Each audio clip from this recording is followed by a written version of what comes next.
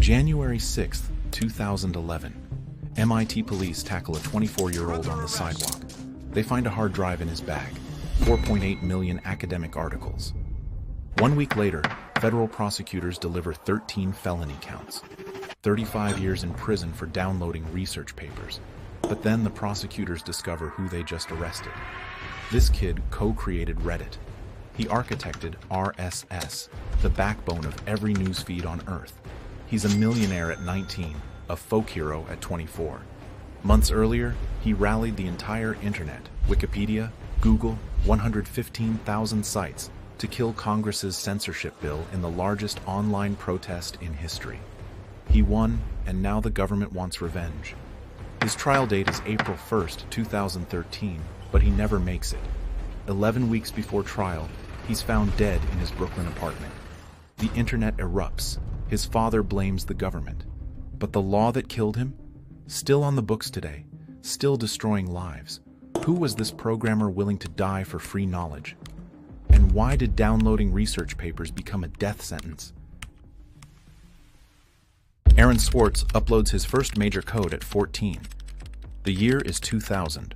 The project is RSS 1.0, really simple syndication, the backbone that delivers news feeds to millions of browsers. Most teenagers are learning algebra. Aaron is architecting how information flows across the web. By 19, he's a millionaire. His startup, Infogami, merges into a social news site called Reddit. He should be celebrating in Silicon Valley, cashing checks, building empires. Instead, he quits. Office politics at Condé Nast, Reddit's new parent company, suffocate him. The corporate grind clashes with the mission burning in his chest. Democratize knowledge, open government data, challenge gatekeepers who hoard information for profit. He pivots to activism, bouncing between projects that scratch that itch. In 2008, at 21, he walks into a public library in Illinois, pulls up a website called PACER, Public Access to Court Electronic Records. The federal court system charges 8 cents per page to view public domain documents. Case files, rulings, motions, all taxpayer-funded, all behind a paywall. 8 cents adds up. The service generates $120 million annually from citizens accessing their own legal system. Aaron writes a script. He exploits a free trial program at 17 participating libraries, downloading 19 million pages of court documents in 6 weeks. The FBI notices the anomaly, massive data extraction from government servers. They open an investigation and Aaron notices. For weeks, he waits for agents to knock on his door. But PACER is technically free through library terminals. No password theft, no unauthorized access, no clear crime. The FBI eventually backs off, investigation closed without charges. The close call doesn't scare Aaron straight, it radicalizes him. If public information sits behind paywalls, someone must liberate it. In July 2008, he publishes a manifesto that ricochets through digital rights circles. Information is power.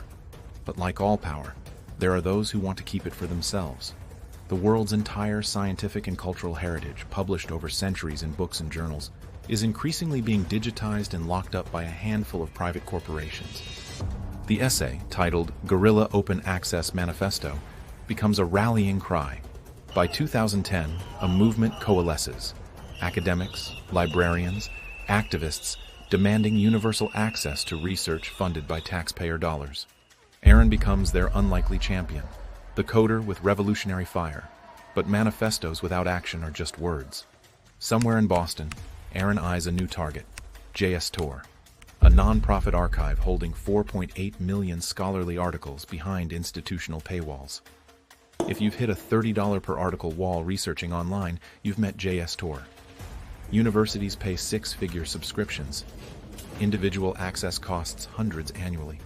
The public pays researchers' salaries through grants, then pays again to read their work. Aaron sees a ransom on knowledge. He's about to stage a rescue that will land him in federal court. But first, he needs a network, a login, and a closet where no one checks. MIT's campus offers all three. And in September 2010, Aaron Swartz joins their network, launching the download that will define and end his life. What weakness in MIT's security will he exploit to access millions